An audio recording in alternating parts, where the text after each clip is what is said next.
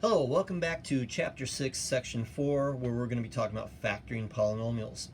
The point of factoring in this case, just like it was in Chapter 5, is to help us solve equations and find zeros of functions. And find the zeros of functions helps us solve the equations. So they go hand in hand. So we're going to first start off by reviewing what we know about factoring. This is all Algebra 1 stuff. As a matter of fact, I opened this up for you guys. This is my Algebra 1 Teacher Edition book that I use. And this is on page 568. This is the factoring methods that you learn in Algebra 1. This is the end of Chapter 8 where they review the factoring stuff. So here's what we know. First and foremost, always factor by the greatest common factor. We call that the GCF.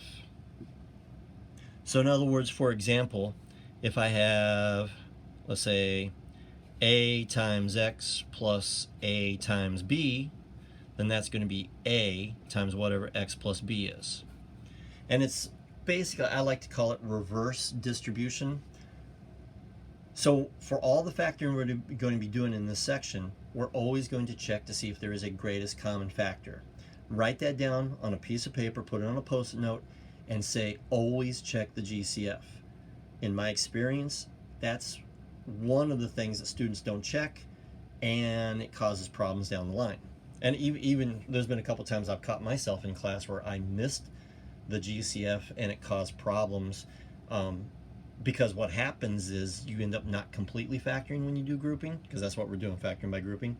And then once one pair of students will say, here's what we got, and somebody else is like, well, here's what we got, why are we wrong? And it's like, oh, we didn't factor out a common factor. So I will constantly remind you of that. All right, now that's going to be true no matter what type of polynomial that you have. If you have a binomial, that means it has two terms. Again, it may have a common factor, like I said, but usually what we're going to be looking for is something that we call the difference of two squares.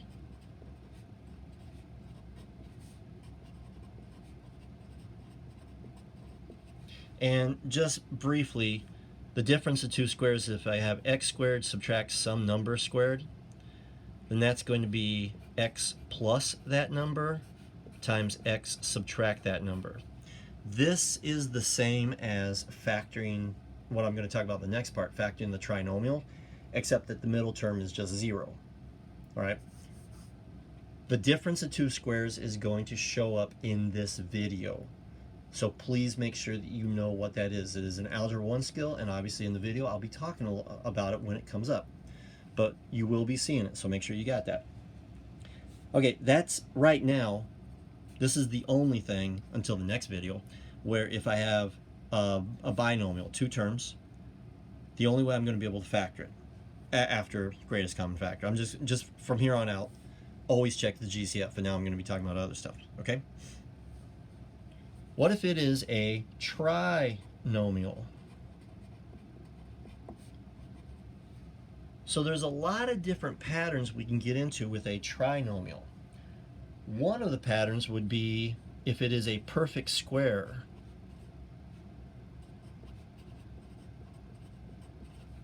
And this calls back to when we were completing the square, because we would have x squared plus 2bx plus b squared. And what we always had, and actually we would start off with whatever that b was, and we would divide by 2. So that would just give me the b part, right? So we would add this to complete the square, and that connects back to what we were learning in quadratics. This is a perfect square trinomial.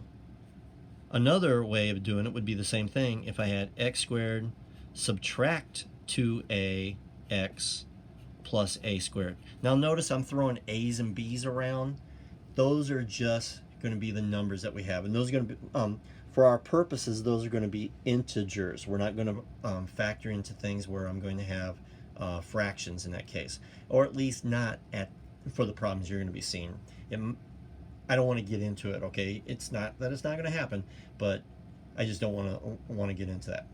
So these are perfect square trinomials, and you could have other ways. Oh, by the way, this would have been x plus b times x plus b, and this would have been x subtract a times x subtract a.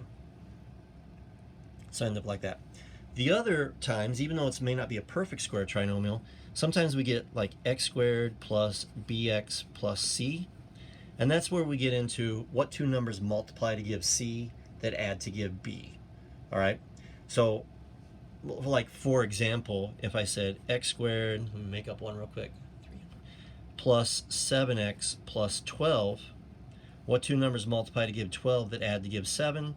That would be x plus 3 times x plus 4. And that was a major part of what we already did in chapter 5, and you've seen that before. Okay, now along with this we had factoring trinomials that look like this: ax squared plus bx plus c.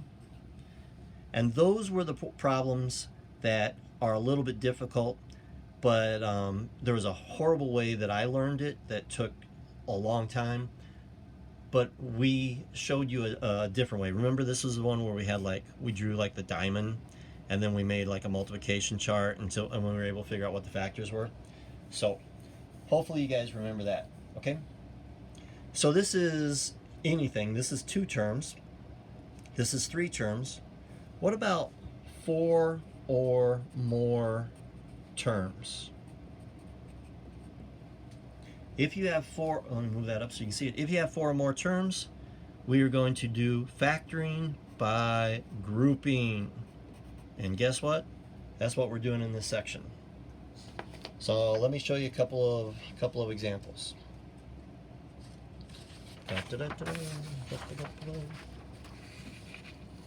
Okay.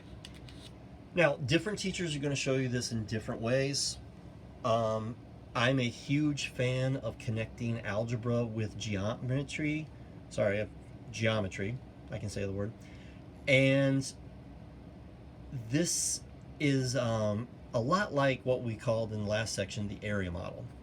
All right. Basically, I'm just going to make a rectangle. Now, some of your other teachers, I know if you had, I know I've had this discussion with Corbett a couple times. She likes to factor with grouping, and I'll show you with this one. She likes to factor by grouping with reverse distribution. So I'll show you what that means, okay? I'll show you 2 that I want you to do it this way, and then I'll show you both methods. Most of the students that I know find it easier to use the area model or the multiplication chart model because it organizes things a little bit better. All right, your mileage may vary. So let me show you what we're going to do here. First, what do we always do? Check for a greatest common factor, GCF. I have x times x times x. I have 3 times x times x, so I have x is here, x is here. I have an x here, but I don't have any x's here. I have a 3 here, a 4 here. This is 3 times 4. So I have possibly a common factor between these 2 or these 2, but I do not, I'll say that again, I do not have a common factor for all 4 terms. So no common factor here. And when I get to here and when I get to here, I'll also check common factors. What I don't like, I stole these examples from the book, what I don't like is that we emphasize so much check the common factors and then we kind of ignore it. So they didn't give me problems where you would have a common factor for this one, but always make sure that you check it. All right, so what am I going to do? I am going to make a 2 by 2 multiplication chart. And I'll put x cubed 3x squared here and here, and then negative 4x and negative 12 here and here. Now, I said just a moment ago that I had x times x times x here and 3 times x times x here. I said I have x's here and x's here. and even here, but not here. So by factoring by grouping, what I'm doing is I'm just looking at these two, which are these two. So just looking at this top part of my box, what are my common factors for just these two parts? Both of them have x to the second power. What got left behind? What multiplies by x to the second power that gives me x to the third power? Well, I need to multiply by another x. And what do I multiply by x squared that equals 3x squared? I need to multiply by 3. Okay? Now, let's look at the second row, the second two terms. What do these two have in common? This is negative 4 times x, and this is negative 4 times 3. So there's a common factor of negative 4. And let's check. Negative 4 times x is negative 4x, and negative 4 times 3 is negative 12. Cool. So I factored, I get x plus 3 times x to the second power, subtract 4. Cool. But wait, didn't I just talk about that? Difference of two squares is x squared subtract a squared. That's x squared subtract 2 squared. So if you remember from Chapter 5, we had a list of perfect squares. Here's another time where you need to have that list nearby. If you see a perfect square, check to see if you've got perfect square trinomials or if you've got the difference of two squares. Here I've got the difference of two squares. So to completely factor it, I have to have x plus 3 times x plus 2 times x subtract 2. Before I leave this problem, it's completely factored now. Before I leave this problem, this is not what we were going to do, but I'm just letting you see why we're going to do this. If I take this polynomial, this cubic polynomial, and set it equal to 0, there he goes again, talking about setting it equal to 0. This is the factored form, that equals 0. The solutions to this equation, if I set it equals 0, I have an equation. It's not right now. I'm not gonna write it because I want it to be correct for when I take the picture. But if I set this equal to 0, I have an equation. The solution or the roots of that equation would be negative 3, negative 2, and positive 2. That's why we're factoring it. So pay real close attention to that. All right, let's do this one. Do I have a common factor? So again, I've got x times x times x. So my only common factor could be an x, because that's all that I have here. I have x's here, I have x's here, but I don't have any x's here. So again, no GCF for this one either. I wish they had given me one like that, but it's okay. I gotta let it go, Elsa. See what I did? X cubed, negative 2x squared, negative 9x, and 18. So let's go across the top for the first two. What do these two have in common? They both have x to the second power. What got left behind? The other x and negative 2. In the second row, for these two terms, what do they both have in common? Well, that's negative, but this is 9 times x and this is 9 times 2. They both have a common factor of 9. But when I remultiply, it doesn't really work out. 9 times x is positive 9x. I'm supposed to get negative 9x. 9 times negative 2 is negative 18. I'm supposed to get positive 18. Looks like my signs need to be changed. I need to go from positive to negative and negative to positive. How do I do that? Well, I can factor out, instead of 9, I can factor out negative 9. Now check. Negative 9 times x is negative 9x, and negative 9 times negative 2 is positive 18. Now, here's what's really happening. This 18 right here is 2 times 9. That's true. Actually, 2 times 3 times 3, but since I got the 9, it's okay. Also times negative 1 times negative 1. Negative 1 times negative 1 is positive 1, which you always have a factor of positive 1. So one of the negatives went that way, the other negative went that way, and negative 9 times negative 2 is like that negative times 2 and that negative times 9. That's what's really happening. Or you can just check that you are making sure that you have remultiplying, that you have everything correct. So I get x subtract 2 across the top times x squared subtract 9. And my perfect square sense is tingling. 9 is a perfect square. So do I have the difference of two squares? You bet. So basically, if you got a subtraction and a perfect square, and of course x squared, then you're going to have this. X subtract 2 times x plus 3 times x subtract 3. All right, let's take care of this last one. We'll do it the same way, and then I'll do it the other way that you're going to see. Maybe if you have your pre-calc teacher may do it with a reverse distribution, so I'll show you that. But for my class, you can make boxes. Okay, do I have a common factor? I've got a 2 here, a 2 here, and a 2 here, but not here. I've got x is here, x is here, x is here, but no x is here. No common factor through all 4 of them. But notice that if I pair them up, I'm going to have common factors. So if I make my box,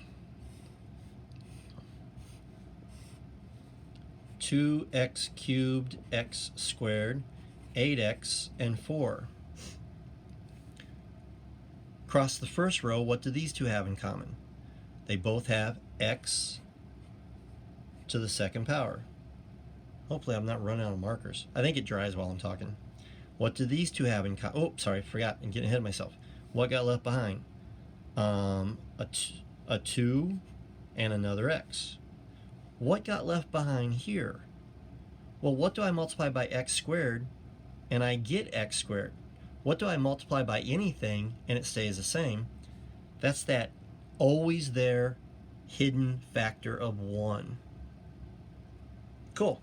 So what do these two have in common? This is 8 times x and this is 4. Okay, I'm confused by this. Oh, 8 is 2 times 4.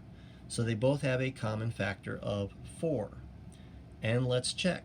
4 times 2x is 8x, and 4 times 1 is 4. Cool, we got it. So my factored form is going to be 2x plus 1 times x squared plus 4. All right, now, like I said, my perfect square sense is going off. 4, like it was up here, is a perfect square. So can I factor this? And the answer is no. Why can I not factor it? Because it's called the difference of two squares, which only works if I'm going to be subtracting. If I have the sum of two squares, I cannot factor that. And if you don't believe me, try finding the factors by doing the quadratic formula or completing the square or taking the square root. All right, before we go, I just want to show you how I would do this using the distribution method. It's the same thing. I'm going to show you that it's exactly the same. It's just that you write it differently. And this is actually, the way you write it actually is one of the ways I think students have problems with it. So I'm going to take these two terms and I'm going to factor. I'm going to factor out x squared. What got left behind? 2x plus 1. And I'm going to take these two terms and I'm going to factor out a 4. I also get 2x plus 1. Now this is the part where when I teach it this way without doing the box, which I used to do, I don't do that anymore, this is where students lose their minds. Because the next step is 2x plus 1 times x squared plus 4.